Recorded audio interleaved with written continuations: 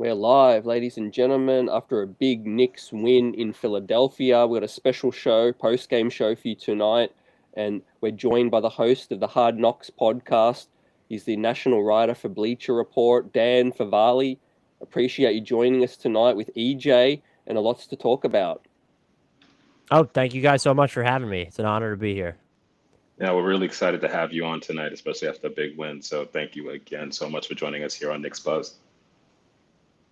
Oh, no problem. Again, like I said, happy to do it. Thank you guys for asking me. Yeah, absolute pleasure. And of course, as everyone may know, Dan wrote a big article this week on Tom Thibodeau and his inefficiencies and areas of weaknesses coaching this team. Something that we've seen over a larger sample size, Dan, not just the first 7 games. It was definitely an in-depth piece, and it's getting a heap of buzz. Why don't you just sort of recap it? I'll put the link in the description for everyone to read it, and then we'll talk a bit more about the changes that we saw tonight. But how's the reception been since writing that article? It's been, to me, I viewed it as surprisingly positive. Just when normally you write something like that, when it is more of a negative slant, you're preparing to receive this pushback. I do think the fan base has probably been fed up with the status quo for long enough that I wasn't, I guess, too taken aback. But when it took off like it did in terms of support, that was quite honestly surprising. And it was, hopefully it's because of the way I framed it, where I tried to make it clear right off the bat, like, I don't like campaigning for people to lose their jobs.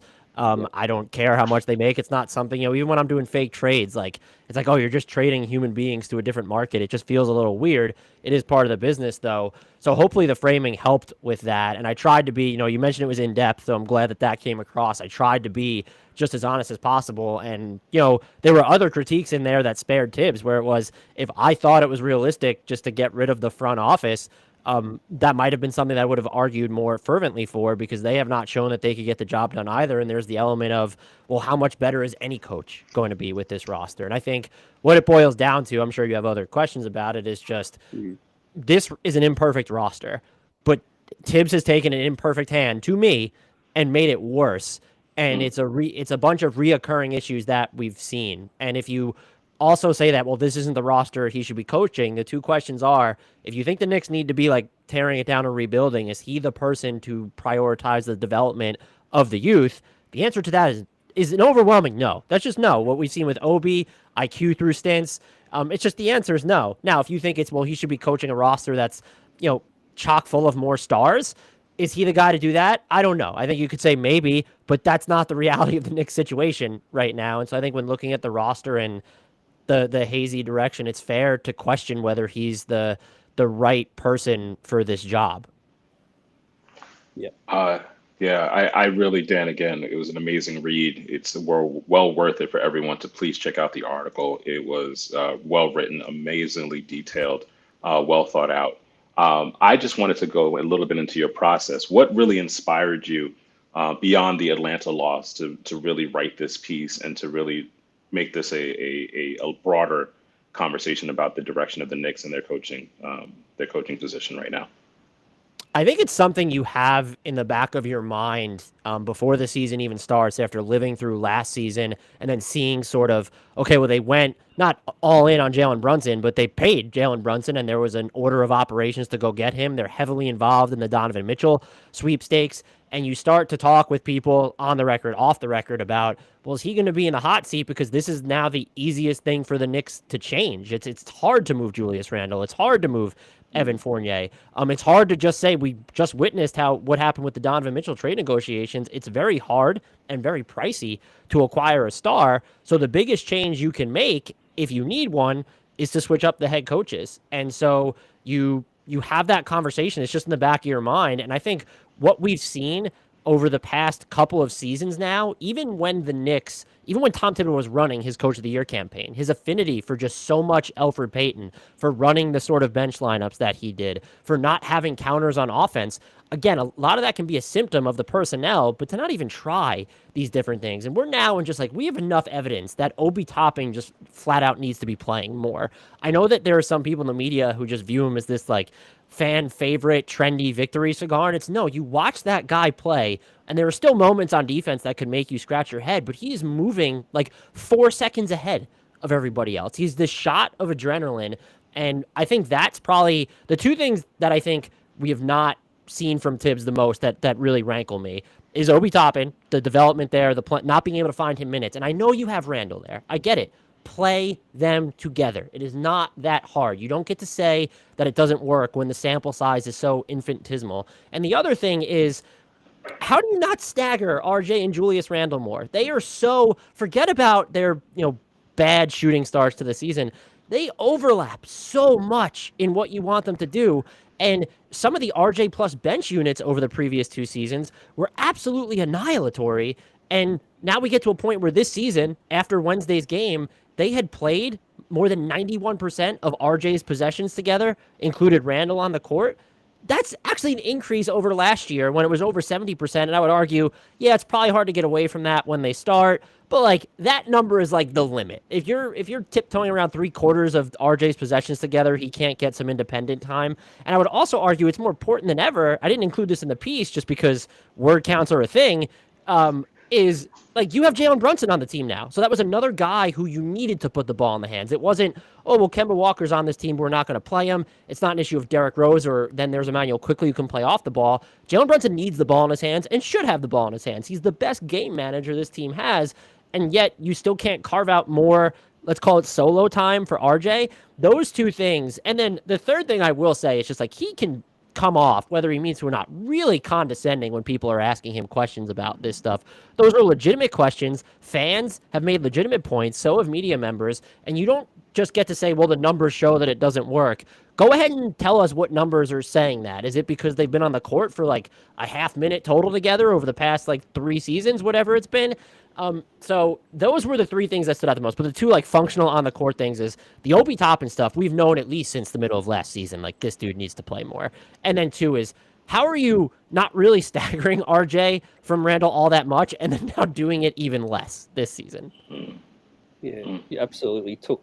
Well, that was going to be my next question, Dan. That out of that article, what were the main points that you would rank in order? And you just did that. And I completely agree with all the reasons you've just said. And the first 2 reasons are the exact 2 reasons I have as well in terms of the Obi situation and Randle and RJ. There's a lot of redundancy. And I know EJ's been talking about that for over 12 months on this show as well. So, yeah, great work again. And, of course, everyone tuning in, we will talk about the Philly big win tonight as well. The timing just happened to be that we were going to have Dan tonight on the show and record. But we're just combining everything tonight, and it's been a pleasure. It's a pleasure to have Dan with us. And yeah, EJ, anything that you wanted to talk about after Dan's response? Yeah, I mean, there's so much. There's so much, and part of what I loved about your response is this correlation you make between Thibs and the front office. And so I'd love for you to expound upon a little bit more the extent to which we can fairly evaluate Thibs without criticizing or critiquing the front office, especially because with some of the beat writers we've spoken to, there are questions as to how much the front office is working together, that there might be factions within the front office. So Dan, in your opinion, like how responsible or to what extent can we evaluate Thibs without criticizing or critiquing the front office as well? I would say you have to mention the front office caveat in any critique of Thibs. And so like almost evaluating them independently is impossible because of how, let's say, questionable of a job this front office has done. And you mentioned, that's something that's I've heard too and read about having factions within a front office is just like, that is terrible and probably should be receiving more attention than it has so far. But I think the question we ask is, how good is the team as constructed supposed to be? How good is a team with Jalen Brunson as its best player supposed to be? And so you come to the reality of, okay, the front office has assembled an imperfect roster, maybe one that's not even built to be very good relative to the rest of the East. What does Thibs need to do to meet expectations? And has he met them? I think reasonable expectations for this team is probably to hover near 500. Maybe you get a little bit over. And as long as you're evaluating Thibs against the backdrop of we're not saying Thibs is the reason the Knicks aren't contenders. We're not saying that moving to Johnny Bryant or Quinn Snyder, if they were able to get him, that these guys are going to be able to make the Knicks contenders. Then it becomes fair game on Thibs. And when you're focusing on just what he's doing within what he can control, to me, that's fair game. And you have to criticize the front office. I think you absolutely have to. And they are just as responsible for the current product. But for Thibs to take what they've given him, and at least it's not even, to me, it's not even necessarily the results, but the process of like, well, why can't we see if this works? If does playing Obi and Randle together make things worse for you over a longer period of time than a random game in the middle of November like we are now? Like, will we get to see this again when Mitchell Robinson is healthy? Why can't you shake up the starting lineup before Quentin Grimes is situational but starting? Like, that was so weird as well. You could have thrown Emmanuel quickly in there. It's not like you didn't have another guard off the bench in Derrick Rose. That might have also opened some more playing time early on for Cam Reddish. And the other thing, and this is the hardest thing to separate, is there might be a disconnect between Thibs and however many front offices are operating within the Knicks front office. That is ultimately on the front office to me. You can be very critical of Thibs for not playing Cam Reddish last year, independent of his injuries, after the Knicks gave up a first-round pick for him. This season, though, if you're questioning not just Cam Reddish's role, but Obi's role, like, the front office had the entire offseason to get rid of Evan Fournier and Julius Randle, the two guys sort of clogging up the lane for more players or more lineups that you want to see. And they didn't. That's on them. However, Thibs has not even tried to get to the lineups that we want to see predominantly before now, at least. So I think it's good. I don't know if I would call it encouraging, but that he tried out Obi and Randle against the Sixers. But it's also like, well, does he try that if Mitch is, one, healthy, and two, if the Sixers aren't going small? Because I don't think you need to go up against a small front court to try that front court. But that's how I go about evaluating Thibs, or at least trying to, independent of the front office. And you ultimately just can't, because the two are just so linked. And then there's also just the off-court relationships we know that exist between him and Leon Rose. Yeah. And Geraldine, the chat, makes a great comment. Thibs read your article, because tonight Obi and Randle was in the game. We talked about this backstage. Just shed a little bit of light on the response to your article and the DMs and the people that have reached out to you.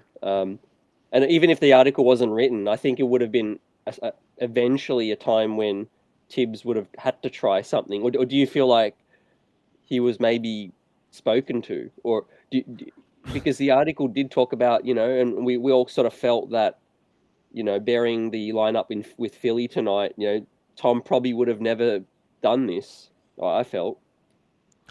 Yeah, I would love to think that anything I write has an impact on anything a team thinks about, or anyone that any person thinks about. I am not that important. So I do not think that he specifically read it. I would be able to guess based off some of the DMs that I received from the people that I received it from, that people close to him are at least aware of it, and we're trying to either protect a source or someone that they're close with, which is, I don't necessarily go into this expecting that, but that is what it is. And that was the extent of the negative reaction. Is there were some fans that didn't seem like they liked it. And I think the two biggest forms of pushback that I received was, well, if you change the coach, how much better is this team really? I think that's a fair point. But if you change the coach and you get better insight into what you have in your, let's call them like undeveloped prospects or underplayed prospects, or just underplayed guys in general, that's a win to me, because you're not winning a title this year anyway. So you need to look at other ways of self-evaluation. The other one that was totally fair is, well, the front office should be the one to go. My pushback there is Leon Rose and crew aren't firing themselves. Like, that's just not happening. And if they do get fired, Thibs is getting fired anyway, because any next person who comes in to run this team is going to want to leave their mark by hiring their own head coach. That's how these things work. And then the other one was, well, it's only been 7 games. And I tried to make this clear in the piece. I might have only mentioned it once or twice, again, because I was lucky enough to get 1,500 words. If you get 1,500 words in a column right now, it's like, wow. I said, like, it's been more than 7 games. It's been like 2+ years of the same sort of frustrations. It was just easy to sort of ignore them earlier on. And that was the nature of the DMs I received. I definitely didn't expect it to the level that they got from, I guess, certain people that gave them to me. And I never thought that this article would seem to resonate with the fan base, quite frankly, because while I do count myself as a Knicks fan, I operate so far outside of that bubble where I don't necessarily just like consider myself as a part of Knicks Twitter. That's not an insult to Knicks Twitter, which is very smart, but also has seemed to hate me at a lot of things that I've said about the team. So I was again taken aback by the response, both good and bad here, because you expect the bad, but when you get bad from people who I guess actually matter or who like have something invested in the situation beyond fandom, that might have been the most surprising thing about the piece. But I guess that's the nature of, I'm not writing about why a head coach needs to get fired every 5 seconds. That might just be the nature of taking that stance 7 games into the season. The optics of that, if you're trying to look at it through that lens, I do understand why it would look disingenuous. Yeah, and I'll throw it back to you in a second, but I just wanted to add this point. I didn't expect to see such a bad loss that early in the season, so I feel like the timing of the article was very fair. That kind of loss was one of the worst I've seen as a 30-year Knicks fan, because the narrative was written already before that game. It was like we'd seen a movie play out that we had already seen, and then EJ, go all in. Yeah, I mean, Dan, you hit a lot of the points, and CT and I are here weekly, and we hear it from Knicks Buzz fans. We see it from Knicks Twitter, the question of Tom Thibodeau's job security. And I guess because this piece was so in there and so nuanced, I guess with the people you speak to, how secure is Tom Thibodeau's job? I mean, we started the season and there was the MSG fake, we don't do press, but we're going to do these videos for MSG, where Leon Rose mentioned that he doesn't give missives and edicts to Tom Thibodeau. But it kind of feels, and just being a Knicks fan who loves the Knicks, it kind of feels as if his job isn't secure. Is that your sense that you're getting from the people you talk to and from people around the country? Want to make it clear that this is not specifically sourced, but I think you clarified it perfectly. Is that maybe I don't think you would expect it to be on this much tilt so early into this year, even though we're working with a larger sample size than that. But it just felt very much like, okay, he was going to be on the hot seat at some point this season unless the Knicks overachieved. Because I also don't think, I wonder if this is the case internally, but externally, while a lot of people were hitting their over when you're looking at the win totals, I think they were set at like 37 or 38, whatever it was. That's not really a high bar to clear. And so it's sort of, well, if this was a 41 win team playing 500 basketball, there could have been a case that was unacceptable to the front office because they needed to be better than that. They were on that sort of a timeline. And so I think that Thibs' job is very unsecure at the moment. My guess would be that it's probably more shaky than I even would have expected it to be 8 games now into the season. And look, they fell, and I know you want to talk about the game tonight at some point, but they fell behind by 12 points in the fourth quarter to a Philly team without their 2 best players, and they had to come from behind and win. Is there an alternate reality right now where Thibs sticks to his guns? Maybe he's closing with Hartenstein and Randle, and they lose, and he doesn't have a job as we're talking about this right now? I don't know, but that I think is how I don't want to say Thibs' status is probably day by day, but after that Hawks loss, it just felt like not that something broke within the team, but that the next domino to fall could be the thing that breaks this team, and where sort of anything is on the table after any given, not even just loss, but outcome. We just saw the Nets fire Steve Nash after a win. It felt like this could have been tracking towards a similar situation where, they just won, but it came off of a 4 or 5 game losing streak, and Thibs got fired anyway. Yeah. Definitely. I agree with your point. Another bad loss tonight, and who knows? Anything's possible. I do feel like if Tom was to be let go, it would be more reflective of the record. I think the Knicks would have to be maybe more 5, 6, 7 games under 500 rather than the games into the season. But tonight he went 11 deep, gentlemen. 11 deep did Tom Thibodeau. Quentin Grimes back straight into the starting lineup. What I'll get both of your thoughts. What went straight into your head when you heard Quentin Grimes starting immediately, even after only playing 3 minutes last game? I personally, I don't know how you guys felt. I was shocked. I was wondering, well, did someone talk to him? Because he said, I think the word he used was that Quentin Grimes was going to be situational, which is just like, that's not starting.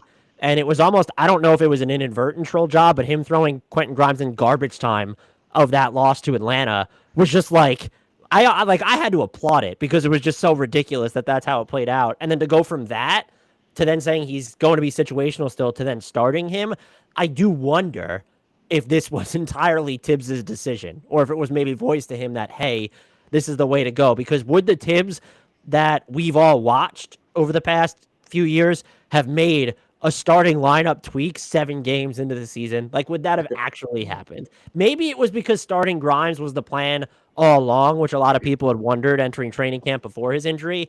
I guess if that was the case, there's some merit to it. But again, he called him situational still. So what changed between what was it, like 12 to 16 hours when he said that and then the tip off?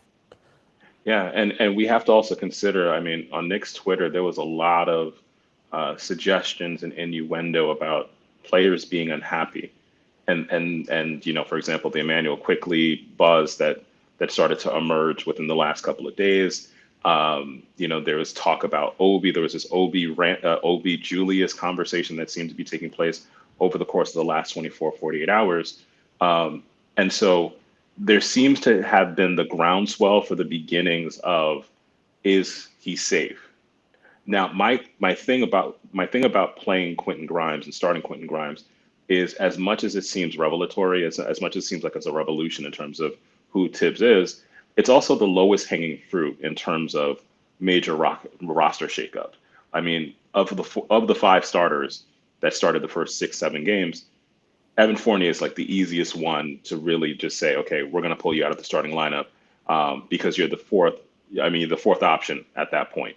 I think the bigger statement by the end of the game was Julius and Obi being on the floor at the same time. That to me was like, who the heck is the guy standing there coaching this team? Because that's not the guy I've seen for the last 2+ years.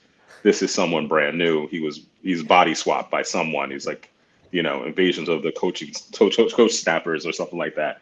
But I think it started with the intention of, all right, I'm going to pacify the public. I'm going to pacify the front office by starting Grimes. But as Mitch got injured, let's go for broke, particularly because the first half of that game, too, was really rough to watch. It was like a Sunday morning PAL, you know, high school rec league. It was.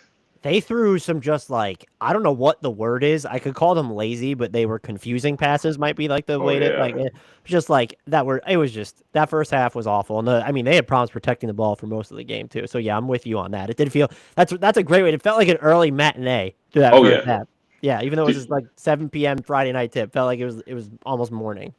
Do you remember that game where they like had no music in the background? They're like the organ was allowed to play. It kind of felt like that game where it's like, what am I watching here? This is really difficult to go through and to get through. It almost makes you wonder if he just got like again the Grimes being inserted into the starting lineup. So there was some premeditation that's happening before the game, which is why you question, okay, was there other factors involved aside from Thibs trying to placate the fans or thinking that this was a good idea? But it's almost like after watching that first half, knowing Mitch is out, seeing kind of the circumstances of like, if we lose this game, like even if he doesn't get fired, like I'm sure if Thibs has a social media burner account and he's like searching his name, it would have been absolutely like slaughterous for him to do that. Absolutely. Was it just like sort of born out of desperation and despair where it's, you know, even if we lose, at least they'll be like, hey, he tried Randle and Toppin. I honestly, I know when there are people in your chat, they're saying, well, he only did this because Mitch went down.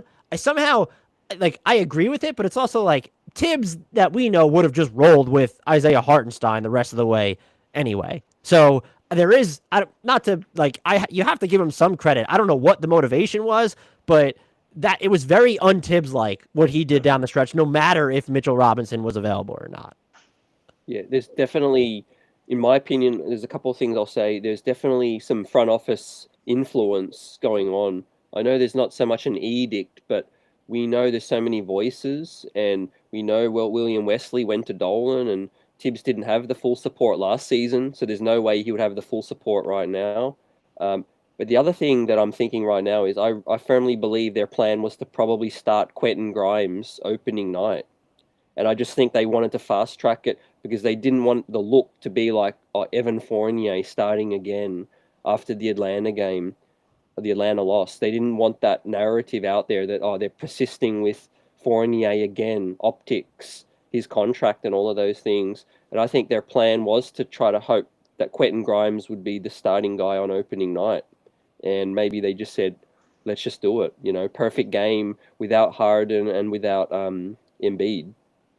Asking him to keep up with Tyrese Maxey was almost mean when he hadn't played all year, though. And you're right, like Harden wasn't there either. I had also wondered, like, RJ's had some pretty tough assignments, but he has not really held up against them this season. That's been something that's been a little disappointing for me overall. And I thought about that too, is like, do they just not trust him either? And so it's like, let's get Quentin Grimes in there as fast as possible. It just feels like after he barely played on Wednesday, hasn't played all season, it's just like, is that really? Like, did you, I don't, again, you could be right. Like, this is all really conjecture, but him doing that on his own would just be one of the most out of character things I've seen from him. Like, and we're talking about dating back to his coaching days with the Bulls. Yep. Unless he really, EJ, quickly, I'll say maybe he watched the film and he just saw so many things that Evan wasn't in the right positions. And, what are your thoughts? When has Evan been in the right position? I mean, are you trying to say this is the first time Thibs has ever watched film? Was that the implication? He watches it 3 times. I mean, at least 4. Yeah. He's watched this game. It just ended like 30 minutes ago, but he's watched it. No matter how many times you guys watch your favorite movie, right? There's a point where you're just like, I just can't do this today, and you turn the movie off halfway because you've seen it 1,000 times.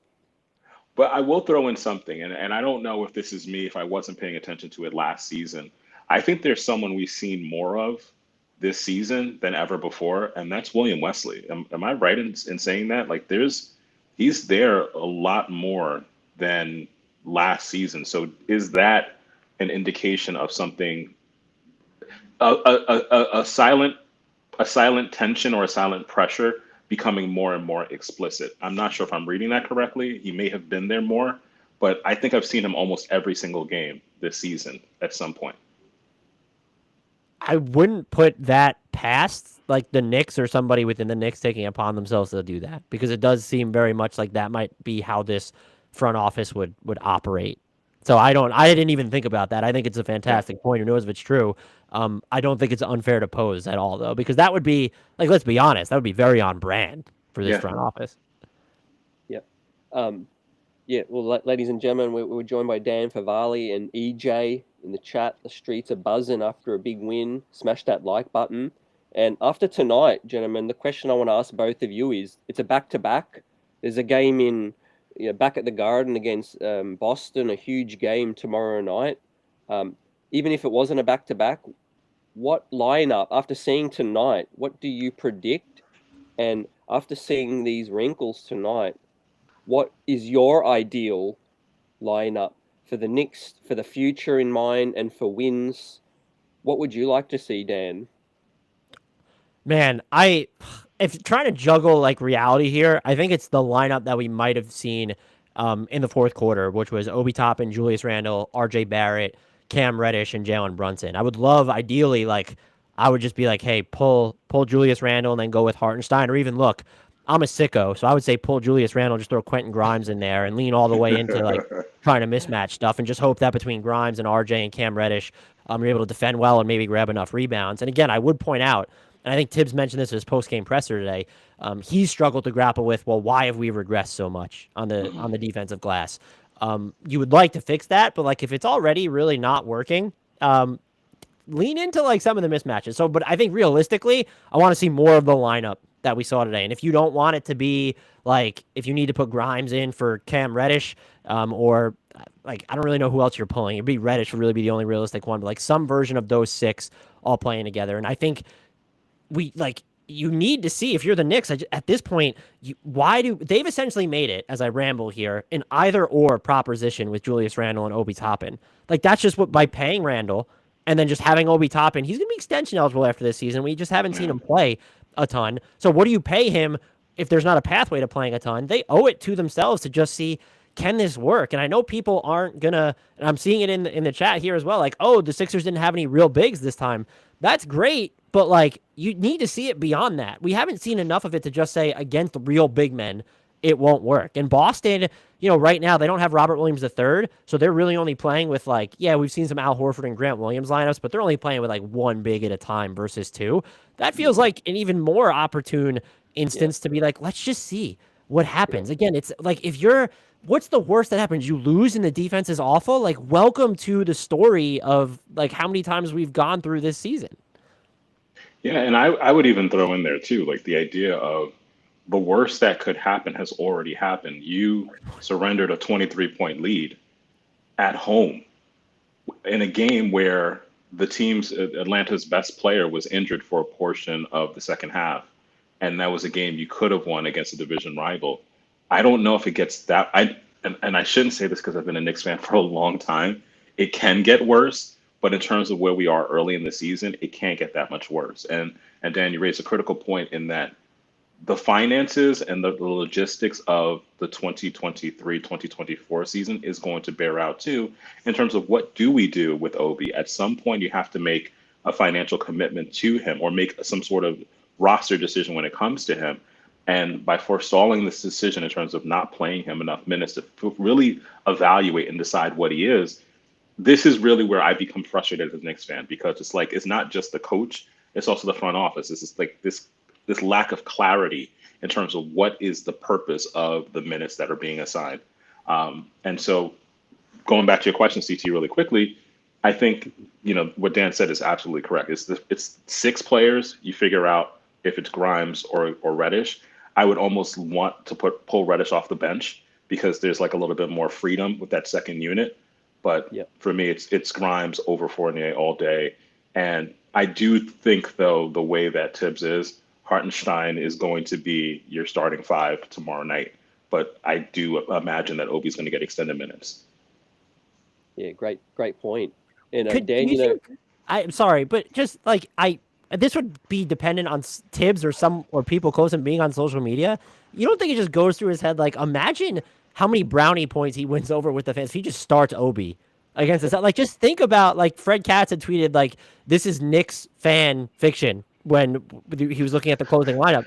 Like, yeah, it would. I don't know they would be fully supportive of Thibs, but that would be the most, I think, compliments hurled his way since he won Coach of the Year, and probably before that playoff series against the Hawks, just to be like, if you want to try and sway public perception in your favor, if he just starts Obi, like, fans will be over the moon. Like, I know that doesn't go into the way that coaches think, but in this case, because as EJ was just talking about, as far as thinking about where they were going to be this season, it's probably as worse as it was could have possibly gotten, because you wouldn't have expected them to blow that kind of lead, even if their record was worse at the time. Yeah.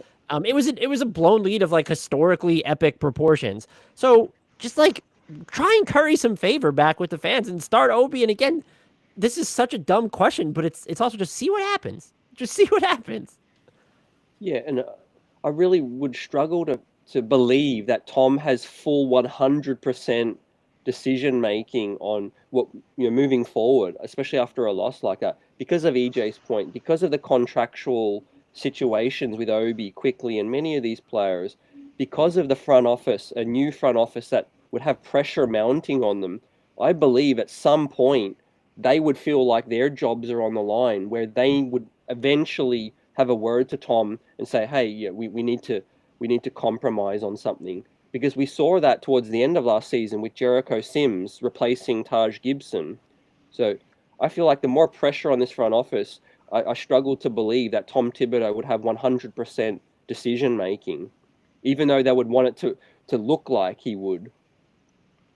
And organizationally speaking, the Knicks for a while tend to not do what fans want them to do. That's a good point. It's an organizational culture. It's part of the infrastructure of my favorite team. We're going to listen to what fans want, and we're going to do the total opposite. We're not going to be available. We're not going to do press conferences. We're not going to have media availability. We're not going to have one of our Twitter friends talks about like open practices. Every team is going to do an open practice where fans are going to be invited, and we're going to have great content. The Knicks are like, nah, we're not going to do that. So it's almost as if the culture of the organization is just to be purposefully contrarian, and they have that in the coach. Like, it's amazing how like they chose the right coach to embody that spirit. Not going to do what you want, even if it's a good move politically in terms of currying favor with fans. It's just not within the fibers of the spirit of the organization right now. That's why I was shocked they signed Isaiah Hartenstein, because I was like, that is a very like Knicks Twitter signing, and they made it. And it was just like, oh, that normally not something that they would have done, but they did. So kudos to them. I still think that was a good pickup. Yeah, the CAA obviously plays a big factor, but Yeah, that's what true had too. what had me laughing before, Jim, and chuckling is you probably know that Sam Rose, Leon Rose's son, is Obi's agent, and then Leon drafts Obi.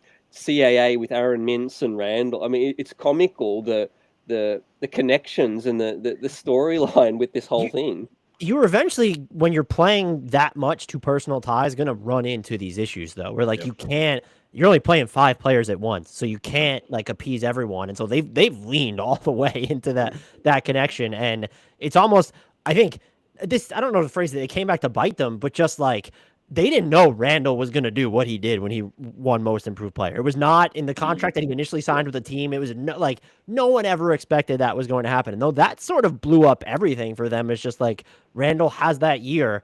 And that's like the genesis of a lot of the problems that we're dealing with now, where it's one, how Randle is playing. He shows those encouraging signs early in the start of the season of playing within a larger offensive ecosystem, and then kind of just completely reverts since then. And so you have that issue into of itself after you've paid him, but then it's looming over just like, okay, well, Obi was viewed as the right pick by a lot of people there, and now he's just like clogging that lane. And how do you, we can say just play Obi over Julius Randle. I even said it in the piece that I wrote, but it is hard in practice to say we just paid this guy like a franchise player, and now we're not going to start him. We're going to play Obi over him in crunch time, or Obi's rolling in the second quarter, so we're not going to put Julius Randle back in during his usual stint. It's hard to make those calls.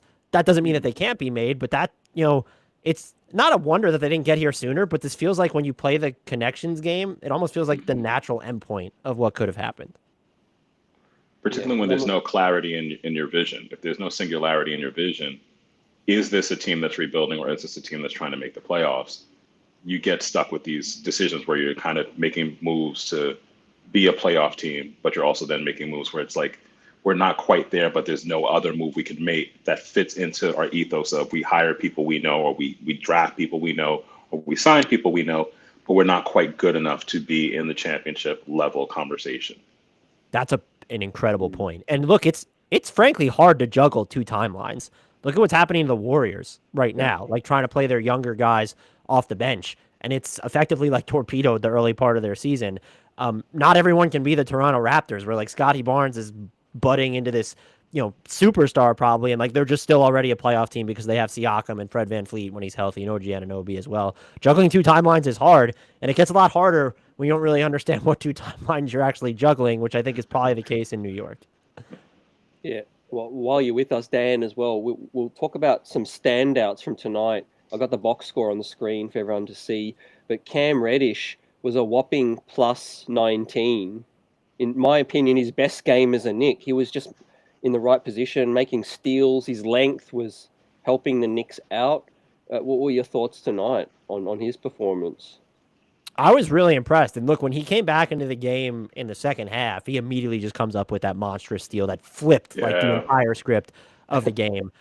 There's still just like, he's too adventurous for me at some points. Like when he starts working off the dribble, it's like, well, here comes a turnover after looking off like 2 guys who were wide open. But like, he made some of the right decisions tonight. There was also some of the like, I think he had 3 turnovers, 2 or 3 assists, which is just like, that is the Cam stat line. So he's not going to have an assist, or there's going to be a bunch of turnovers wrapped in them. But he was like, his energy and play felt like it was infectious. And when you don't have, even by playing Grimes, who's just clearly not all the way there, which why would you expect him to be at this point?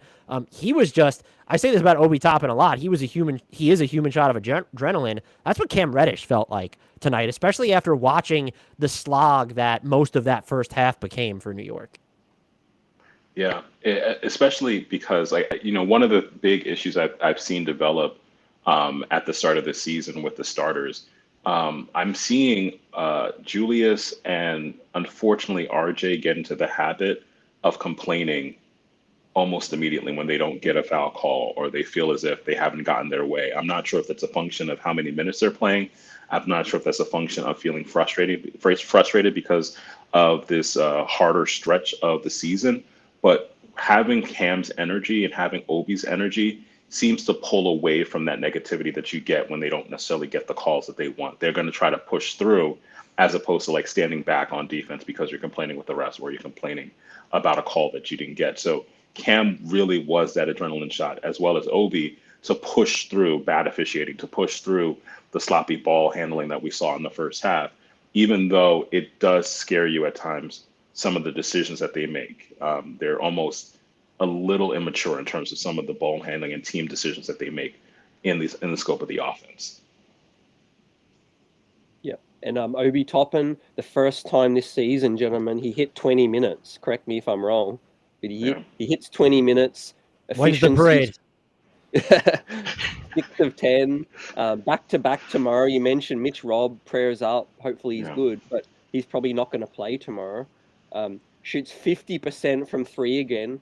Dan, you might know. I don't know what he's shooting on the season now from three, but it's clearly worthy of shooting 3 attempts a game now. Especially on this team. Yeah. 17 points. It's one small critique with his threes. I love him throwing them up, but he's got to pick the right ones. That deep one was a little too deep for me.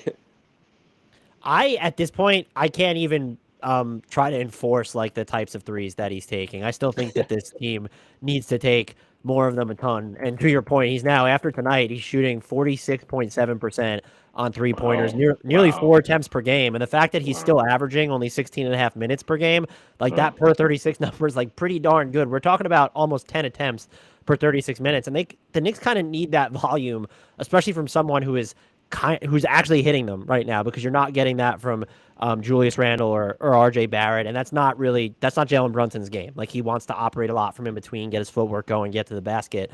So that's just another reason to be like, well, why hasn't he played more? Like, this team so desperately, it's not even just the percentages. This team desperately needs like 3-point volume to me. Like, that guy who's just going to come in, get those looks off. I know that we've all seen hints of like Obi's floor game, and he's taken some pull-up jumpers this year that's look all pretty. It comes down to, sometimes to me, it feels as simple as he's just going to get those threes up. And that team just like, it's great that he hits them, but volume is also important because it changes the geometry of the defense and how you're being guarded. And that makes Obi, to me, even more mission critical to this team. Just, again, throw out their percentage. I mean, we can't because he's shooting like 1,000,000,000% on threes, but that volume is important. Yeah, you can almost see as if like when, as the defense was playing against him tonight, you can almost feel as if like there was a part of the scouting report that actually probably said for the first time, oh, you have to actually be mindful of Obi when he's shooting the three. And I think that there's a big difference in terms of what's happening this season versus last season, where I don't know if the defenses actually respected his shot, but early on you could tell as the game was unfolding, there was some, we're going to actually have to step up and play him on the perimeter, because we're used to Obi last season. His game is just transition. There's been some maturation, and that to me is exciting. And I don't know why it's so difficult to just admit we're going to be hovering towards the bottom of the playoffs, maybe more likely the play-in. Play the kid, develop him, allow him the time to mature, because what he could develop into is exciting. Yeah, you're 100% right. I mean, it's just like, this isn't that complicated. I know that Thibs has forgotten more about basketball than I'll ever learn, but like last year it was very much with Obi a lot of the time. Okay, the eye test, he's passing the eye test. Like, now the eye test and the numbers are just colliding to make overwhelming evidence, and it's time to give the kid real minutes. And if the Knicks want to view that as an either or decision with Julius Randle, they've put themselves in that situation, because I still don't know that you need to get there yet, just because we haven't seen more nights like tonight where they played this. Like, this had to be their single longest stretch of playing together, like, ever. Like, I don't know that off the top of my head, but like, it had to be. Yeah. Yep. When I was taking notes during the game, I was shocked. I was like, I had to like quickly write it and say like, Obi and Julius are playing together. What's happening? I had to stare at the screen like a triple take before I tweeted about it because I was like, no, like that must not be Julius on the court with him. Yeah. Like, who? As much as I really want to see this more, I feel like it's more a matter of circumstance tonight. Part of me thinks if Joel Embiid and James Harden was playing, Quentin Grimes definitely would not have got the start. Have him guard James Harden. I think tonight was a matter of circumstance and Mitch going down as well. But with that said, I mean, now that we've seen it, it's hard to unsee it, is what I would say. It's hard to unsee it. Can Thibs go back? Can he talk about it in the press conferences? I've always believed Obi is a shooter. He did it in Dayton at the 5. The shooting is real with Obi. Oh, Obi can play the 5? That's shocking. That's revelatory. I had no idea. The shooting is more real, for me. But yeah, I know you've got to get out of here soon, Dan. But anything else you want to get out there leading after this game, and anything that's eye-opening for you, or something you're looking for to see coming up? This probably steps on the toes of a lot of what we said, but where is this a turning point in any way? Because it feels like the Hawks game and this can be viewed as very correlated, even though I do think Mitchell Robinson's injury forced Thibs' hand. They're still intertwined, and it's like, are they going to flesh this out based off what just happened? And I mean, you've made a great point, CT, about the matchups. And yeah, Obi Randle's not going to be a good front court against everyone. I would also argue that, like, just because the Sixers went small, I don't know that the natural response to me ever would have been like, well, let's play Obi and Randle together because they're going small. To me, that would have been like, well, we can try, I guess, Julius Randle at center and downsize to RJ at the 4 would have been my more like Thibs inclination rather than seeing Obi on there.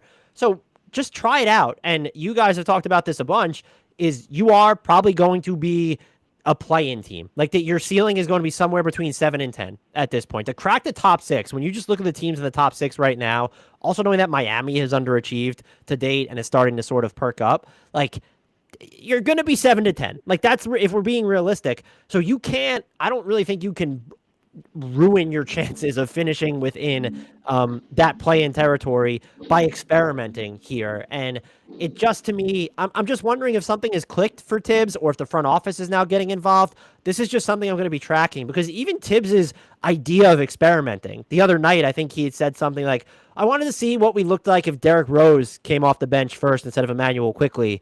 I thought it might benefit us, but I wasn't sure. That was like, oh, we've never seen Derrick Rose come off the bench before Emmanuel quickly. Like, that's your idea of experimentation. So I'm just wondering, I'm not going to give him the benefit of the doubt because, to be fair, I don't think he deserves it. I just, based off what we've seen already the past few years. But I am just going to be wondering, like, is this sort of if it's not a wake-up call, is it just like something that's going to continue where they're going to actually experiment? And I don't know if that's for the better or for the worse, but to me, I'm going to argue it's for the better no matter what, because then you finally have your answer. Let's start, can Obi Toppin and Julius Randle play together? Or what happens if we're able to carve out more minutes for Obi Toppin in general? And yeah, EJ, I'll let you get the last question in, but just quickly, if you're the front office, Dan, with Obi, with Randle, with Fournier, what's the first move you do as if you're running this team now? Do you see what's out there for Randle? Do you think Randle is the number one thing that needs to move first? Do you see what you can do with Fournier? Do you just keep him and let him expire and sit him on the bench? What would you do with the move coming up? If it costs a first-round pick to get off either one of them, I'm not doing it, because I don't think the Knicks are good enough to be trading first-round picks to use it as a salary dump buffer. Now, in the case of Randle, if that is the only way that they're going to get Thibs to play Obi Toppin, I would argue that Thibodeau shouldn't be the head coach. But if that's the only way you can get Obi Toppin playing time, then I would consider trying to move Randle. And I had argued at the start of the season, and I overreacted to his first 3 games. I was like, if they really wanted to trade Randle, they probably won't cost them an asset now. It's still, to me, going to cost them an asset. So I probably wouldn't move them unless it's, if you're making a consolidation trade, if the next big name becomes available that you're going to go after, I'm probably just sitting tight. Now, if there's moves out there where, like, maybe you're taking back money that's just as unsavory, but it's not someone who's going to clog the lane for Obi Toppin's playing time, I think you consider it. I think, though, in a vacuum, and I don't like just throwing throwaway trade scenarios out there, but like Randle is the one who is in the way of sort of the biggest mystery box on the Knicks right now. Like even more so than when you look at the backcourt and perimeter rotation with Emmanuel quickly. You can find time for Reddish, Grimes, and RJ Barrett in the same rotation. Like you can actually do that. And I think it's easier politically to bench Evan Fournier than it is Julius Randle. So, and then also Fournier, you have a chance. I think it would cost an asset to maybe get rid of him now, but like he's essentially an expiring contract this summer because of that team option in year 4. So I wouldn't rush to move anyone, but Randle, if really the only possible way that Obi Toppin is going to be, frankly, and I don't know if he has the stamina for this because we just don't know, but he should be a 30 minutes per game player right now to me. If the only pathway to doing that or getting him close to that is moving Julius Randle, and it costs you one of the first round picks that aren't your own, at this point I might just be like, all right, well then it's time to move on because you need to see what you have in this kid because he is going to be extension eligible, and that's going to be a very real and difficult decision that you have to make whether Julius Randle's on this team or not. Wow. But before I throw in this last question, everyone, please, part of the Knicks Buzz family, please make sure to check out Dan's article. It is well worth the read. Please, please, please make sure to read it. My last question to you, Dan, is this. As a lifelong New York Knicks fan, I don't know why I am, but I'm obsessed with the national perception of the Knicks and the organization. I guess based upon your column, how is the Thibs situation affecting or coloring or shaping how outside organizations, the national media, view the Knicks and where they're going? Is there any way we can read into that in terms of how the Knicks are viewed nationally? I think pretty negatively. And I do, some of it is definitely low-hanging fruit. And the issue here is that so much of the low-hanging fruit is still accurate that they're going to cling to two things. His unwillingness, until now apparently, to change up the starting 5.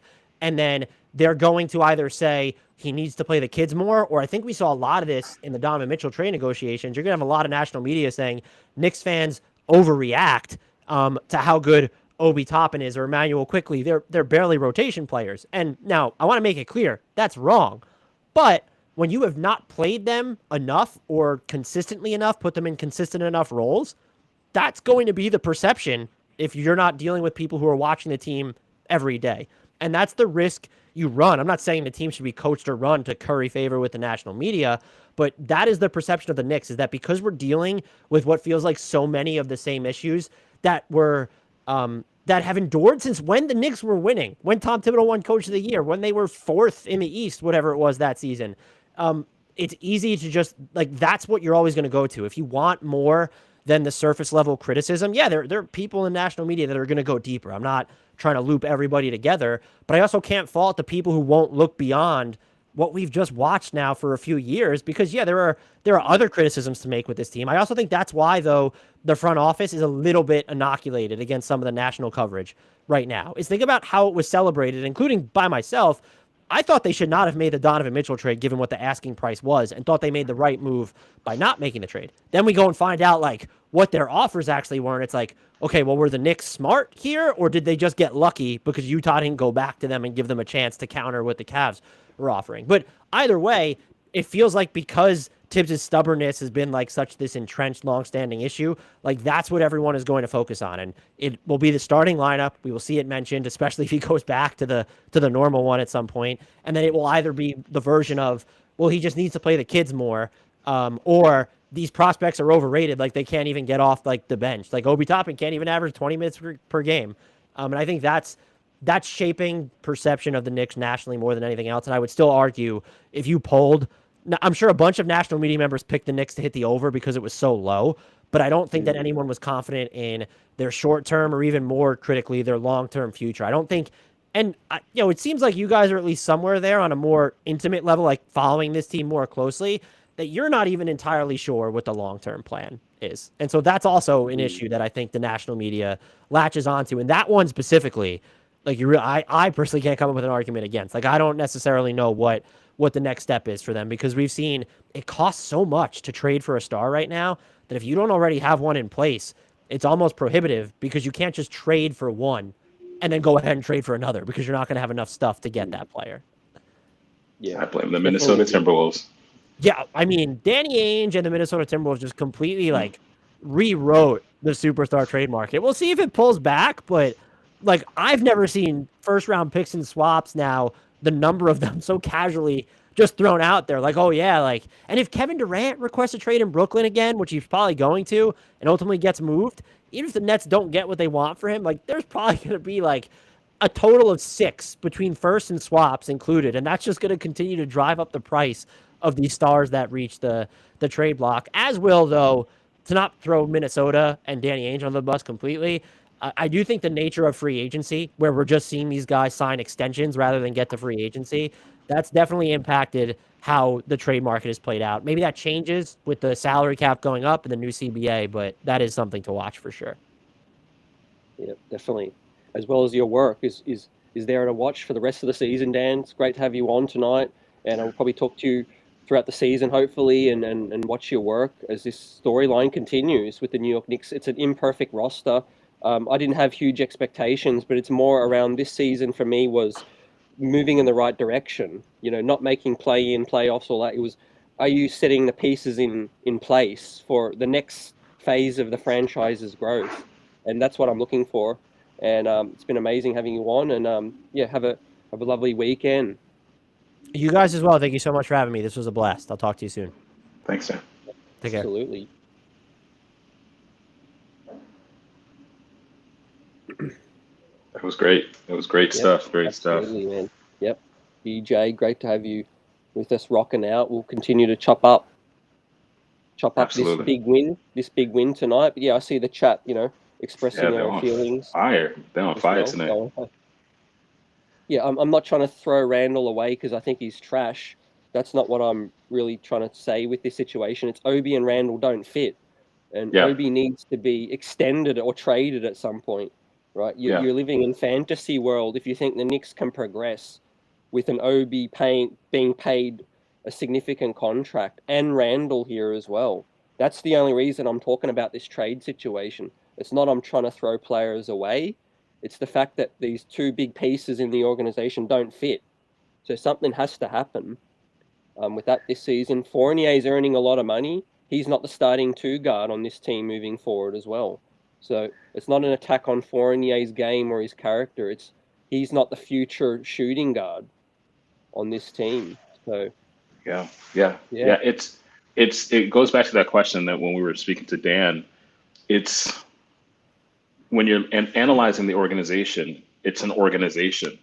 If one piece of the organization isn't functional, particularly the higher up you go within the organization, the more dysfunctional the higher up you go, the more that dysfunction is going to feed into other parts of the organization. So, going back to the question we talked about with Dan, it's hard to evaluate Thibs without looking at the dysfunction of the front office. So it goes back to, why draft Obi if you are going to lock yourself into a Julius Randle contract that's going to be hard to move. And obviously, no one has a crystal ball to know that he was going to regress, but he hasn't regressed so badly. But it's almost as if like the feeling is that he's regressed more than what the statistics say. Um, the free agent signings of Kemba Walker and Evan Fournier, putting yourself in a position where it's going to be hard to correct those moves. It's more difficult. And Vaughn absolutely, absolutely hit the nail on the head. I was thinking that as well. Especially there was a play, I think third quarter, where he just stopped hustling after a ball and it led to a turnover. This is the first time in the season, it's very early for this to happen, where I kind of feel like there are certain players who've somewhat started to give up a little bit, and that's not a good feeling. yeah, definitely. And this is just normal. I mean, the Knicks aren't dysfunctional to me. This is just an organization needing to look at their future moves coming up. Like this is always a chess game, Yeah, like we say, chat. We're looking at the next moves to try to get ahead. You can't just be playing game to game without a plan. yeah, Um, I'm just trying to look ahead if I'm running this team and try to understand what is the plan moving forward. Cam Reddish is another gentleman who's in a contract situation. I'm glad for him that he's getting this opportunity. Tonight, Cam impacted the game. We talked about that. His positivity on the defensive side really impressed me. EJ. Yeah, no, definitely. That's actually one of the questions I was going to ask Dan when we were discussing when we were talking with him, is what is the we talked about this during the offseason. What is the front office vision? What is the front office's vision? And it's unclear what it is. It's a let's be middling, let's be 500. Um, but then that also creates almost like two separate teams. There's the Julius Jalen team, and then there is the IQ Obi Cam team that are two separate timelines, and it's unclear which is more the priority for the organization. Um, this is an old saying: you can't serve two masters, and so a Mm. Cam who's relatively young, he's going to have some bright moments, and he's going to have some moments that frustrate you, but there is a maturation with that comes with minutes. There's a maturation that hopefully comes with time, but it just doesn't seem as if with the current construct and setup of the roster that time is going to happen for him to have opportunities to mess up, but with the confidence of knowing we're giving you the room, we're giving you the runway to mess up because you're a long-term part of this organization. So Mm. when I saw Q Grimes playing, and then all of a sudden Evan was, I think, the first guy off the bench to replace Evan. I mean, to replace Grimes. I got concerned. In my notes, I wrote, "What does that mean for Cam?" And Yeah. so, if Cam didn't have like those breakout moments, like that big steal, was he going to get additional burn? I don't know. I don't know. It seemed tonight felt good, but it also felt confusing, and it also felt weird. It was a very weird mix of emotions this game. Yeah. Tonight was me, obviously a lot of players, and we'll give out some more flowers. A lot of Yeah. players made good plays. They made winning plays, but mostly tonight for the win was our roster was better than their roster on the floor tonight. We had more talent. Tyrese Maxey tried his heart out, but without Harden and Embiid, I would expect the Knicks roster to pull this one out. It took a lot of plays from unlikely players to do it, but we did it. It was a Yeah. grinded out kind of win. I'm Yeah. happy with the win tonight, and RJ was solid. 37 minutes, EJ plus 11 tonight. Yeah. Yeah. I had a few thoughts on RJ tonight. Um, very determined to get to the basket. Very determined to get to the basket. Um, he's one of the players that I'm happy to see that there has been growth under the Tibbs administration, under Tibbs coaching. Like, if there's something that Tibbs could argue to save his job, to say, like, listen, I do believe in you. We can't make that argument anymore as much. That actually was the initial argument with Tibbs, is that he refuses to play young players. But there we have RJ, you know, who's playing heavy minutes. Um, Yeah. but it also comes because this roster is so unbalanced, because there's so much overlap, and it's like, ooh, if we could just clear up a couple of positions, maybe we could see more development in terms of RJ's game. But came up with some big shots, came up with some big threes. That to me, especially because the game could have gotten away from us. Those were some moments where I was like, all right, he's playing well tonight. Yeah. Flowers to RJ. Definitely, I'll Yeah. give him a B plus tonight. I'll give him a B plus as well too. Definitely give him a B plus. But there is Mm. one thing. There is one thing, CT, I need from RJ. He does have a tendency, if he's going to the basket, it's tunnel vision. Oh yeah, it was. Yep, yep. It's tunnel vision. He No, needs to, yep. No disagreement there. yeah, Definitely. It's good and bad. yeah, Obviously, you love the moxie and the character, and the drive from RJ as well. We love that rim gravity. That desire to penetrate and open up the defense as well. It's more the RJ ones on the break. I love to see him keep his head up a bit, yeah. and sometimes it's like he's just crossed half court, and he ain't passing it. Oh, Um, no, no, no. yeah. There are, I think Barrett is like French for we're not passing. uh, where are you at with Derek Rose right at the moment? 7 minutes again tonight. Doesn't look like he's injured. Is it That's just really true what Ian Begley was reporting early in the season is that Emmanuel Quickly is just going to have that bigger role, and Derrick Rose is like situational type, I don't depending know on if the. you. I'm sorry, bro. Um, I don't know if you remember me asking you that like a couple of weeks ago. Like, what's the deal with Derrick Rose? Like, it's suspicious. Like how I'm not saying conspiracy or anything like that, but it's just very weird Yeah. that he's playing so few minutes. This is on Tibbs like it, and that's Mm. I forget. I want to give credit to Geraldine. I want to give credit to her, but there was a quote. There was a comment. And Tibbs' perfect lineup would be 15 Tajes. I saw that and I started cracking up. I would only make one correction. It'd be 50, 14, 11 Tajes, 4 Derrick Roses. But like I'm actually really surprised that Derek. What did Derek end up with? Like what 7 minutes tonight? 10 minutes? Yep. That's incredibly. I 7. don't. Yeah, that's. I have a lot of questions about that. I have a lot of questions about that. What that means. I like to really believe it's the contract situation of Obi. Maybe this organization, the front office, is just like, hey, we Quickly is extension eligible. This has to be Mm, the year he gets a bigger role. And if you keep relying on Rose, then you're not allowing Quickly to get that bigger role. So maybe, yeah, this front office is opening their thought process a bit more, looking ahead a lot more with that situation as well. Um, but yeah, I'm okay with it. I'm cool. Like I mean, we're what are we? We're back to 500, right? We're yeah, we're four yeah, and four now, with a big game back at the Mecca yeah, tonight. yeah, yeah. And that's what we talked about last week. Last time I was on, I said you didn't want to go because you asked me for predictions. You put me on the spot, which is why I love you, bro. You were like, make predictions for the next 3 games. What happens with Atlanta? What happens with Philly? What happens tomorrow with the Celtics? Um, and one of the things I think I said last time was you did not want to have a losing record. And part of the reason why I said that last week is if you've been watching sports for a long time, which we both have, there's something that happens when you go from a winning record where everything tastes great, everything feels great. When you go on social media, going on social media feels great because all of your mentions are like, oh my gosh, it's so awesome. Told you this player is great, bounce back season.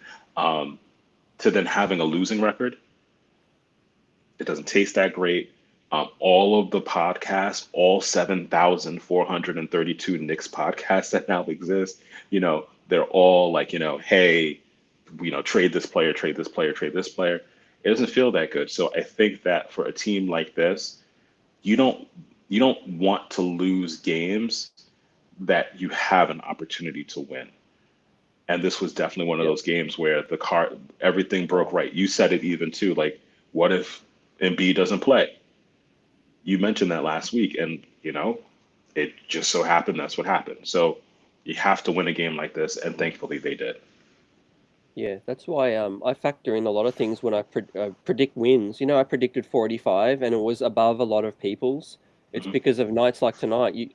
Just because the Knicks' schedule is tough doesn't mean they're not going to play good teams missing stars. Some nights break right for Yeah. even teams that are in the lottery and towards the bottom get really good feel good wins throughout the season. So I think the Knicks still very much on track to be 500 or better in my eyes. They're just figuring things out. They will become more efficient tonight. Tonight was a game I really wanted to see what Jalen Brunson would do in terms of facing adversity. Yeah. EJ, what did you see from Jalen Brunson tonight? I I, liked his game. yeah, I'm taking a look at his stats right now. Obviously, Yeah, Tibbs is going to play his starters heavy minutes. It was really a game of two halves for Jalen yeah, Brunson. I kind of felt like in that first half, if I remember correctly, very solid, very efficient, moving well. And, I think when the second half, it was a little harder, but again, like it became more of a team performance in that second half, if I'm remembering things correctly, which I may not be because I was in utter shock seeing Obi and Julius on the floor at the same time. But I don't think this was like a super like transcendent game, but it was definitely a solid game in terms of Jalen Brunson. What do you think, CT? Yeah, I love his game. I want him shooting the free throws. 8 of Yeah. 9. I really like that. I liked 6 rebounds. Really like that. He was plus 11, 23 points. Um, this is probably one of the most favorite things I liked about Jalen Brunson is when you need a bucket, he doesn't always necessarily score a bucket, Hmm. but he'll help you. He'll get fouled, or Yeah. he'll produce Oh yeah. someone else a bucket, Yeah. and Yeah. you can't put a price on that. A player that can just cause havoc for the defense. He can put his head down and draw a foul. And not being predictable. Like there's, you know, we've talked about this too. There's like and even I think Clyde mentioned this on the telecast. He's a smart Mm. player. He's a smart player who doesn't get that tunnel vision. He doesn't, and it's like a different version of um, RJ's tunnel vision, where RJ is like, he's rim running, and he's like, I'm gonna try to score no matter what. There's a difference in terms of that tunnel vision and the kind that Jalen has is that he has this ability for his vision to open up as opposed to it becoming more narrow. So you can see him while he's dribbling, he's thinking, what's the next possible move I can make? As opposed to RJ, where it's like I'm rim running and it's like I'm no matter what, I'm gonna try brute force. Jalen's gonna try to outthink you. So whether it's a Mm. pivot move, whether it's a reverse, whether it's a spin, versus RJ who's just gonna try to bully you to the hoop. There were a couple of moves tonight where he's like, all right, we're gonna slow down, and you can see him saying, I need everyone to take a deep breath and just think. We're gonna think our way to this victory, which again, we haven't had something like that in a long time. And going back to Dan's piece, everyone, please support Dan's piece. Um, he said it. We haven't had that in an incredibly long time. When's the last time we had a thinking point guard? Even in the successful season that we had a couple of years ago, it was Mm. Elfrid Payton. Yeah, and I was also saying this to some people that I would love to see others defer to Brunson or Brunson take over in Yeah, crunch. yeah, Now, I know Julius is very talented. RJ can win us games. They all can, but when I go back to that big Atlanta capitulation, I'm talking about those situations where we've gone 10 straight possessions without a bucket. yeah. That's the guy I want. I want Brunson with the ball in his hands, run him off a double screen. Just I don't want really him to pass the rock up unless the shot clock's going down. I want him to get us that bucket to stem to steady the ship. Yeah, especially because like when the ball is in RJ's hand, when the ball is in Julius's hand, and Knicks Buzz family, please hear me correctly. I'm not throwing shade. I'm just saying that Jalen is thinking multiple options at the same time. Mm. Julius and RJ are tending to think, how am I going to score? Which might be appropriate at times, but it basically leaves it 1 on 5, and you have 4 other players who are just going to be standing in the corner and like that doesn't create more opportunities. It doesn't create a defensive reaction where it's like, okay, there is the possibility this ball is going to have to move. Clyde Frazier talks about this all the time. The ball is faster than the man. If you're if Yeah. you if you're Yep. moving the ball, even if you know you're going to take the shot eventually, but even if you pass it off one time and you just move, you know, to a second or a third pass, it creates the possibility of there being other players who are going to get involved in the offense. And so that creates more of a window for you to score. Sometimes with RJ, sometimes with Julius, that's not the thinking. And the reason why I would want the ball in Jalen's hand is that he's thinking those things. He's thinking, I'm going to penetrate the baseline. You don't know if I'm trying to drive to Mm. the hoop to score or if I'm going to shoot the ball off to the opposite corner to the open wing for a shot. So that opens up the floor. It breaks down defenses. And yeah, so I do want the ball in his hand in the crunch time. Yeah, you said it. Yep, absolutely. And whilst the win, the fashion it happened wasn't great, so feel good. The circumstance tonight had me feeling the best. With Grimes getting back into the starting lineup. Obi closing the game out. Cam Reddish having a good game. What do you foresee coming forward now with Grimes? Tomorrow, and what are your thoughts on Quentin Grimes now working his way back to fitness, so we could really see this team form its best version? Yeah, it's great that you asked that question. I think that um, I'm a big fan of North American football, the NFL, and some of the conversation with regards to the NFL is that the first there's a preseason, but the first 4 games of the regular season aren't even really the real regular season. It's still the Mhm. preseason where players are getting into shape. They're getting over injuries that they were rehabbing over the course of their break. It kind of feels like this season is somewhat similar. And I think we saw a little bit of this last season as well, where you had some teams that made some like fake runs, and then all of a Yep. sudden, like once we got past 20 games, it was like the real season actually began. Um, so, Yep. CT, more and more, I'm starting to adhere to that thinking that the season doesn't really start until Christmas, like where players really feel this level of confidence. They're like really fully into shape. They're fully in game shape. They've had time to actually play with one another. Q Grimes, we had huge expectations for him, um, during summer league, and then he gets injured. And how much practice time have they actually had? So, I am almost looking at this first 20 games. It's not the real start of the season yet until we get to Christmas. But if we can steal some games, that's going to be really important. Steal the games we can steal, because those that can be the difference between not making the playoffs, which I know some fans would be really excited about, or possibly, securing a more secure position in the play-in games. Yeah, yeah, well said, man. Well said. Teams have to grind out wins, battle Yeah, adversity as well. Yeah, every win every team picks up is not going to be a pretty win. yeah, It's not going to be a yeah, pretty win. You just got yeah. to take them and keep improving, keep rolling. And if the Knicks win tomorrow night, like to pick up two tough wins against two tough teams on a back to back would be incredible. And I think the team would have to be feeling pretty good going back to the Mecca tonight against Boston. You know, we see some crazy things against Boston. So Yeah, yeah. what are you predicting? Oof. What are you predicting tonight? And I'll be on. Join me if you can make it after the Absolutely. game. Yeah, after the game in MSG after Boston. Yeah, you know what? I would love to see some of your predictions in the chat. So chat, make sure to hit us up with your predictions. Um, Yeah, I- you know, I, I think it's going to be a close game.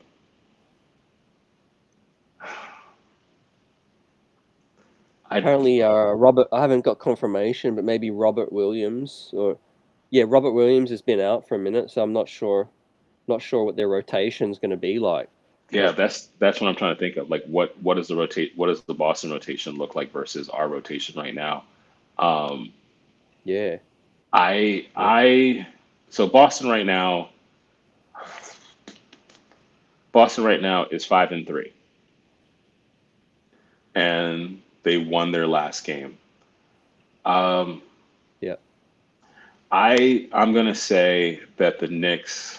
Sorry. So I'm looking at their previous schedule.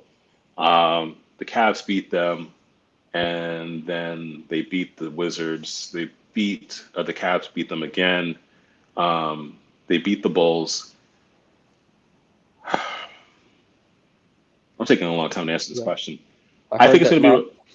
I heard that Go ahead, go ahead. Marcus Smart hurt his arm Oh as wow. well, so he Okay, so he that changes he things. he could be questionable as well. So maybe, um, but regardless, I guess of who comes out, I think the Knicks have a real shot. You know, a real shot to carry on tonight's momentum to maybe a streak. Um, And they just played tonight too. yeah, They played tonight as well too. So yeah, it's an interesting. They played at home. They beat the Bulls by 123 to 119. You know what? Let's be bold. I think the Knicks pulled out a very close game by 2 points. yeah, nice. Yep. Yeah. I hope we see Grimes backing up in the starting unit again. Fournier off the bench. Some more Obi Randle minutes. Remember the tough West Coast trips coming up. they must be looking at this game at the Mecca and saying, "Hey, we're going to be on the road in the West Coast soon. If we can steal some more wins at home Yeah. and set ourselves up, that's going to be key." Yes. Yes. Yeah. And this is the thing. Like what I was saying earlier, the way that these schedules seem to be set up, you have some early pretenders, and you have some opportunities, especially with these early injuries, to steal some games. And there's some games that you know, CT and I, we text offline, and one of the things we talk about, one of the things I talk about all the time is that this is a 500 team. But what separates a 500 team from a good team is good teams steal games that you would otherwise think that they have no business winning. They'll find a way to do it. So my prediction that earlier in the season was that they were going to go 42-40. Um, I think if Thibodeau is going to play Cam some minutes and Obi some minutes, yeah, there's a chance to win the Celtics game, and you go off on a trip feeling good about yourself, and maybe you'll have Julius playing with a little bit more energy and not complaining as much. RJ feeling a lot more confident, and I would hope that would be the attitude going on the road. Yep. Yeah, definitely. What I'm hoping to see Chat and EJ moving forward is more consistency in our best performances. For 48 minutes. It's very early in the season. This team is not at its best by any means. Yep. We're still figuring out rotation. We're still figuring out chemistry, all of those things. But what a amazing opportunity just to pick up a really big win tonight at MSG against Boston, a big scalp, like EJ said, and hitting the road with full of confidence. Quentin Grimes back healthy. Cam Reddish got a pep in his step after tonight.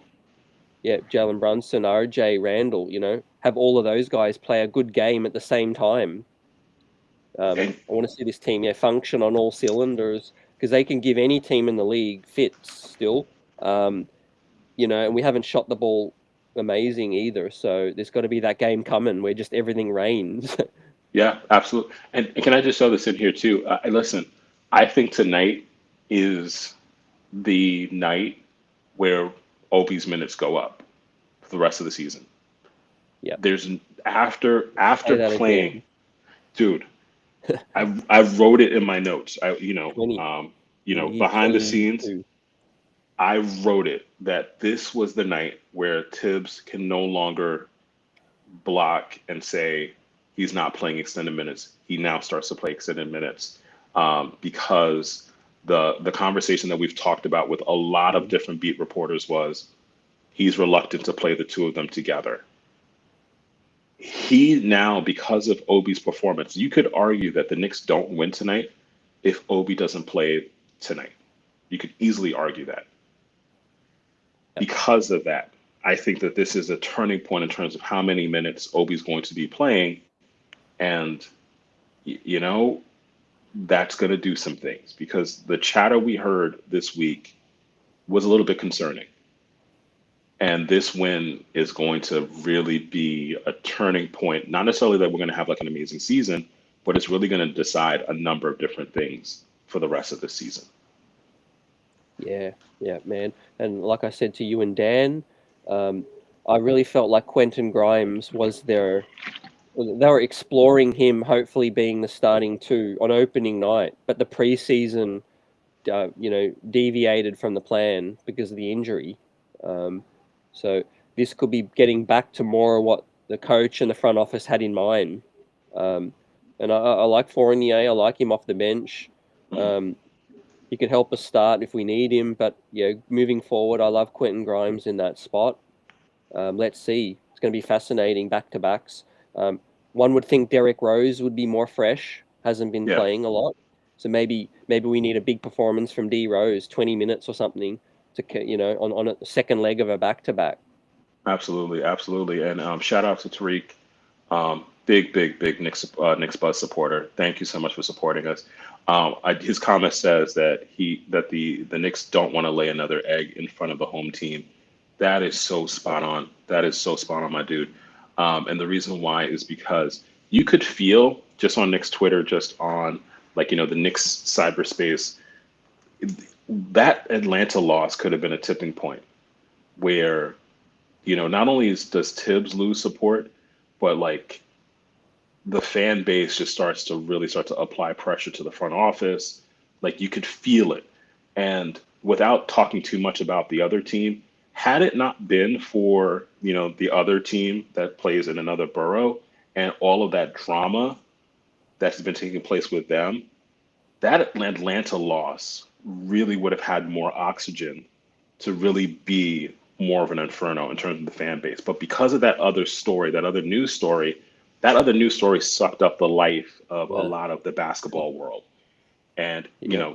for the first time, that other team that plays in the different borough really became a bigger headline for the Knicks over the Knicks for like the first time for an extended period of time.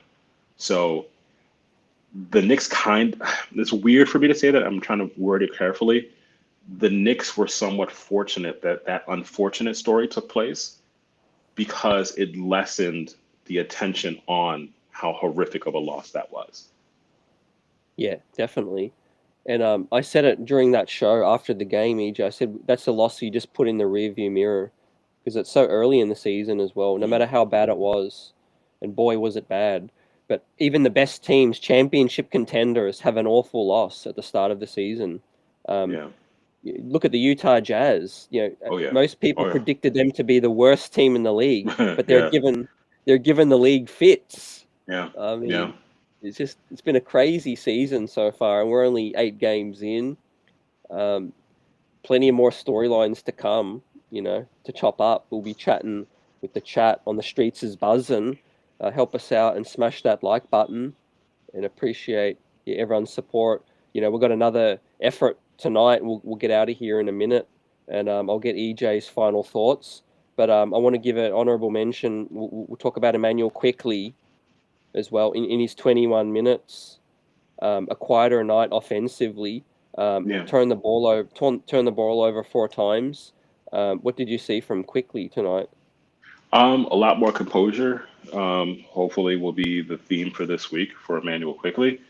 I thought Mm, that there were moments within the last few games that the game he seemed to be forcing his way in terms of the game. But listen, when you win, everyone seems to play better. So quickly stats tonight are 21 minutes, 6 rebounds, and let's give it up for that too. Like I mean, if there's one thing we can talk about yeah, quick, he is a rebounding guard. He's going to rebound. He's going to play hard in terms of his defense. It's also good to see his competitive nature against Tyrese Maxey. That was great to see. So and very early on when you saw Obi and quickly in the game together, you could see that camaraderie playing out in terms of their synergy and their ability to play off of one another. So yep, yeah. Look, IQ's got a bright future ahead of him. As a guard, he can do a lot of things that we haven't had a player like that. He's still figuring out the ups and the downs. He's still got mhm. to find that happy median. Yep, yep, Consistency. But lastly, Jericho Sims. Fans have been wanting to see a glimpse of him. He got some shine tonight. yeah. Did Jericho? Yeah, it was good to see Jericho. A solid 5 minutes. Stay ready, stay prepared. You never know what's going to happen. It was kind of Yeah. clear when Mitch went down, when he got injured, that he was trying to gut it out. It became very clear when you saw the replay that he was really hobbling pretty badly. So perhaps that also means that he'll get some minutes tomorrow night, which is encouraging because he has fresh legs, and there's something about young, hungry players. Jericho Sims is a very hungry player, and he proved himself to be pretty reliable last year. So it'll be interesting to see how Tibbs works that out because now, and I forget, a couple of people mentioned this in the chat. He played 11 players tonight. 11 players dressed. 11 players got into the game tonight. Does he try to do that tonight as well? Use your young legs as a weapon. Yeah. Big 15, EJ. Yeah, Like, yeah. yeah, we need all of these fellas, and they can all contribute. I'm waiting for Deuce McBride game. Oh yeah, you could see Comes it. in and, Yeah, you could maybe a definitely see second it. leg back to back. Yeah. We got some situational talent. I'm pretty high on Svi Mikhailuk, Yeah, situational at the moment, but he's only 25 years old. he's shown to be able to do some things in the league. He could defend better than Evan can, and he can hit shots as well. I'm not saying he's better than Evan, but for a situational guy, he could be on an NBA roster getting minutes as well. So this team is pretty deep. But I'll give this question to EJ tomorrow. Buzzer beater salute. Appreciate you. What are we going to have to do to win tomorrow? Ooh, buzzer beater. I really do believe that the game is going to come down to your screen name. It's going to be a buzzer beater. It's going to have to be a lot of intense defense, commitment to defense. That is going to be the focus tomorrow. Not giving up on plays. Not giving up on plays. Listen, one of the talking points that I had prepared for tonight was how often, whatever, there are roster changes, whatever their rotations, how often do the Knicks have the best player on the court? Unfortunately, tomorrow, it's very likely that for 48 minutes of the game, the Knicks will not have the best player on the court, which means the margin of error that we have as Knicks fans, as the Knicks team, is very small. So Julius, if you don't get the call, you can't stop and take 2 seconds to complain to a ref, because that means that your man is open for 2 seconds. RJ, at least once when you're driving to the basket, pass out, because it then gives your defender a moment where they have to second guess themselves, because they know there's a possibility that that they might have to sprint out to cover that open three. So I think it comes down to making smart team-oriented decisions and not getting breathing during the moment and thinking during the game, and then thinking and then reacting. So that will lead us to the win, and taking advantage of a Boston team that seems to be injured. So take advantage of the games that you have an opportunity to win, and then we'll win. Yep, definitely, fam. I'll give you mine and we'll get out of here. Salute, chat. Appreciate you all as well, riding out. And tonight, the most positive thing for me was our defense. I think offensively, we're in a bit of a funk, but Quentin Grimes back. We saw the Knicks hold Philly to 104 points. I know they were missing their guns, but that's still a pretty low score for an NBA team that still has all the possessions to put up shots. Quentin Grimes makes the world of difference coming into the starting lineup. I saw him contain so many dribble drives that may not have been contained. Cam Reddish's impact defensively, getting in the passing lanes on the bench. I think the Knicks' road to success this season's got to be on the defensive end. We've got to get back to that Tom Thibodeau type D, clamping teams up, penetrating, stopping penetration, contesting shots, and then we're going to start holding teams below 105 points. Definitely truth. That can play defense leading to offense. Yep, absolutely, fam. Yep. With that said, get a good night's rest. We need everyone back tomorrow. Appreciate you, chat. EJ, as always, brother. Have a blessed day, blessed night, and we'll catch you tomorrow. Peace out, folks.